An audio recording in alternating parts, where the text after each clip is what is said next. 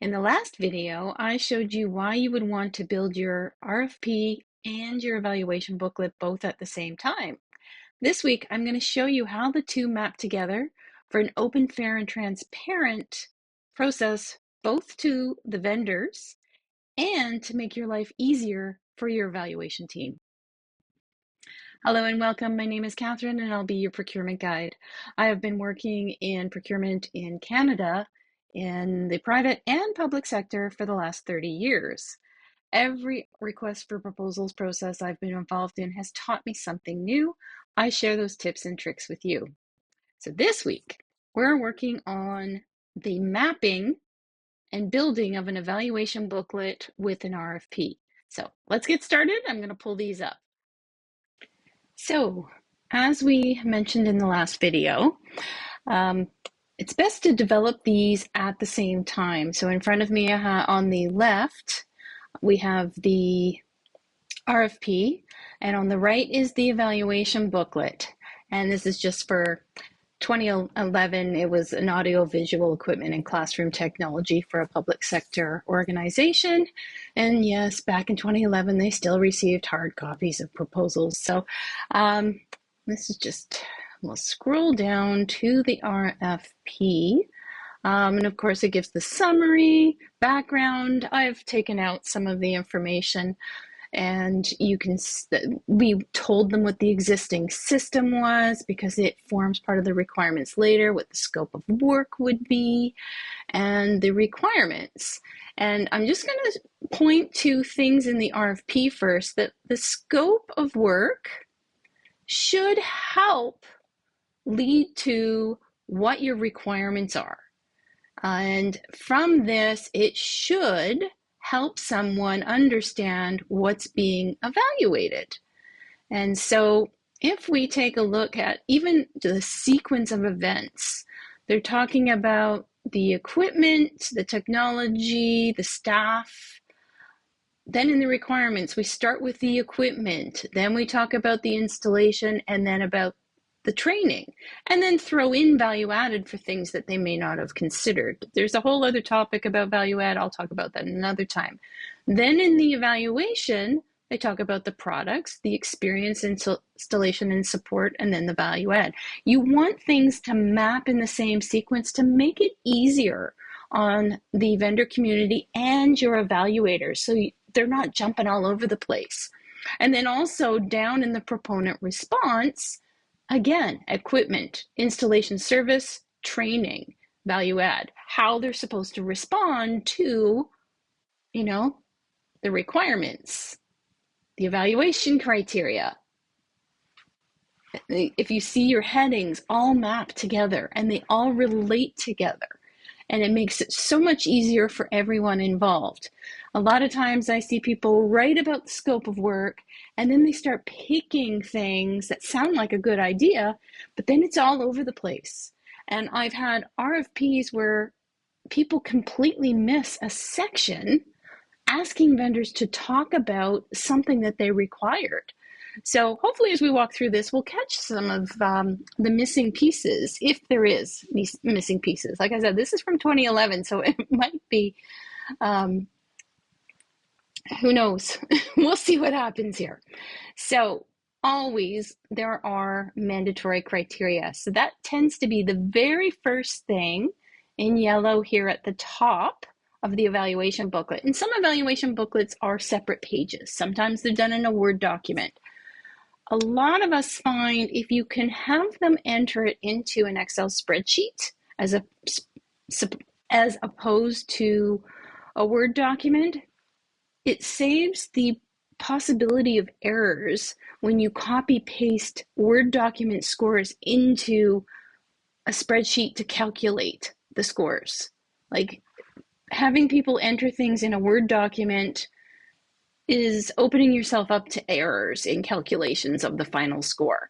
So we find it much easier, have your evaluators enter it into the Excel spreadsheet directly. You can hide your formulas if you think they're going to play with the system.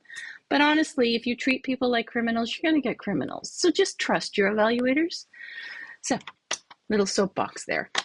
And so First thing, mandatory is received by the closing location in English, not by email. So we're basically just copying and pasting what was in the RFP over. So you'll see A is right there. I mean, the language is slightly different, so somebody probably used an old evaluation booklet. I would copy paste your mandatories into your evaluation booklet to be clearer. And also just double check throughout the RFP if there's any other musts. If there are other musts in the document, M-U-S-T, you want to make sure you have them all summarized here, because there's nothing worse than missing one in here that a vendor misses as well, because the vendors are not going to go searching for the word must. So you want to make sure they're all here and clear. You don't want to have to disqualify a valid proposal because it wasn't clear that it was a mandatory that they had to address. So after the mandatories are dealt with, we have our desirable criteria, which right here. So in the RFP, we're saying 35 points are going to be products, and that's what we've got in our heading up here. And then experience is going to be 35. Well, business technical 35. Somebody should have updated the headings to match. And then value added section is worth 5. We've got that there. Okay, so this is what the vendors see in terms of the scores at a high level. But if you scroll down to the vendor response, under equipment, that's worth 35%, we have 4 questions. Now, we don't want to score people as a one and done, that they answer everything and they either get the full marks or don't.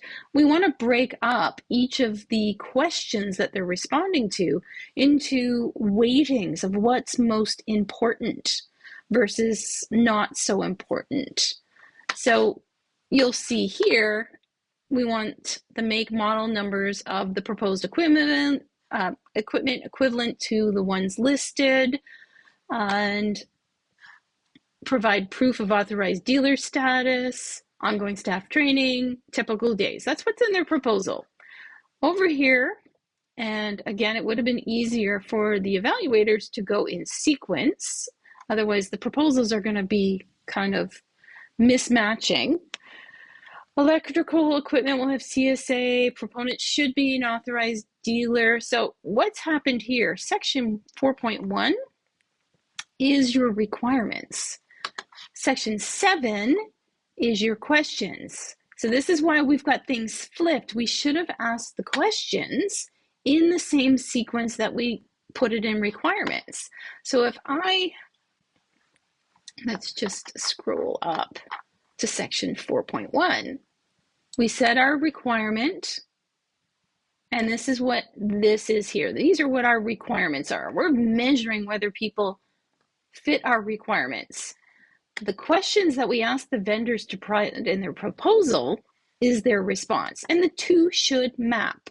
So I've now split my screen so you can see this is what in 4.1 what we said our requirements were, which is what we put into the column of requirements in the evaluation booklet.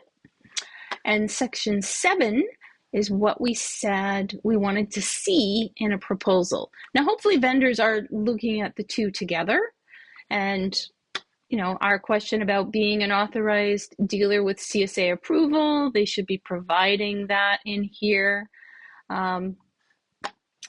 It's typical to ask for the warranty, but we were also asking them about the proposed equipment, anything discontinued, etc. And of course, wanting things to be compatible. But you will notice here, I have requirements without a question.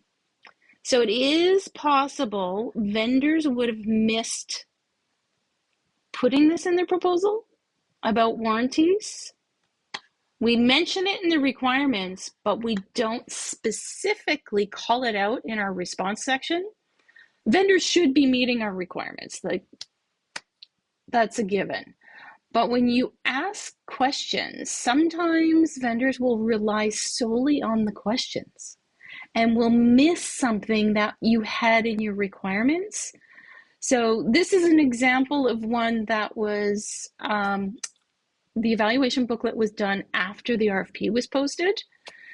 And so this is something that the feedback loop would have been to catch this, building it together so that your response section mapped to your requirements and made the evaluation booklet much simpler. Most of the components are here. And then what happens is that we have the 35%, and then they break down what's most important. So obviously 50% was on the equipment, and it mapped to questions we asked the vendors to respond to.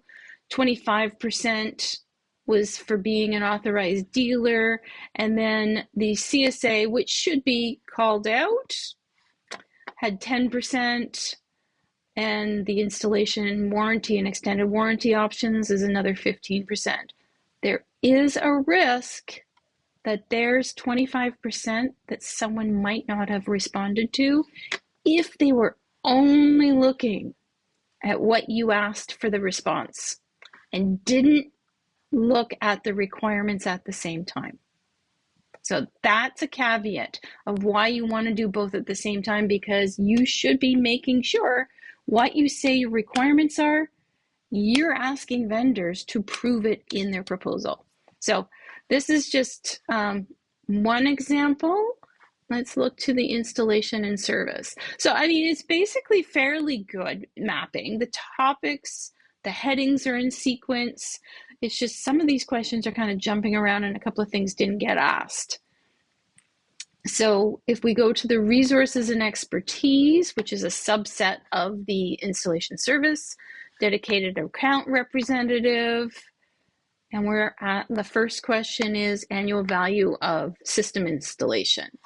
Adequate resources, dedicated call lines, certification. So of course we do want to know their history, but let's just take a look here. How are we mapping to what we said our requirements are? We want to know that they've done this before. But where did we ask for a dedicated resource? We're asking, like, all the response section are valid questions. We do say, yeah, certification from the ICIA, and then we do have certifications in the question. So we do have mapping there. Service level, response times. So this is why I'm saying is if you build them at the same time, it'll be a clearer mapping, because I'm looking at this for the first time in 13 years. So if I was a vendor looking at this for the first time, would I know what they're after? Would I have, if I just looked at what they asked in the response section, am I going to cover everything they said the requirements were? Really good companies do have professional proposal writers that will match the two, but why don't you make their job easier? Is making sure that you are matching what you ask for with what you say your requirements are and calling out the information to map it together. So anyways, this is one example. I won't go through everything with it, but so hopefully this was helpful to show you the sort of mismatch if you do your evaluation booklet after the RFP. And so when you're building your evaluation booklet, how you go through making sure the criteria all map together, and then weight the individual questions. Don't make questions all or nothing questions, encompassing all your requirements. Try to break out the requirements into individual weightings like we showed in the spreadsheet. And then after you've done all that, test your formulas. So you may have noticed I had some numbers in one of the columns because I was testing that the formulas were working. So you want to make sure that the formulas work for the weightings and percentages, because you're going to have your evaluators score on a 0 to 5 or a 0 to 10 scale, which makes it easier for them rather than trying to score out of 25 on this question, score out of 15 on this question. much easier to just have every question on a 0 to 5 scale, 0 to 10 scale, multiplied by the weighting and then by the points available. And then you're going to verify the weightings with your project sponsor. Make sure that that's what's most important to them. You want to amend some of the questions based on any amendments that go out to the RFP based on the question and answers from the vendors. And best of luck to you.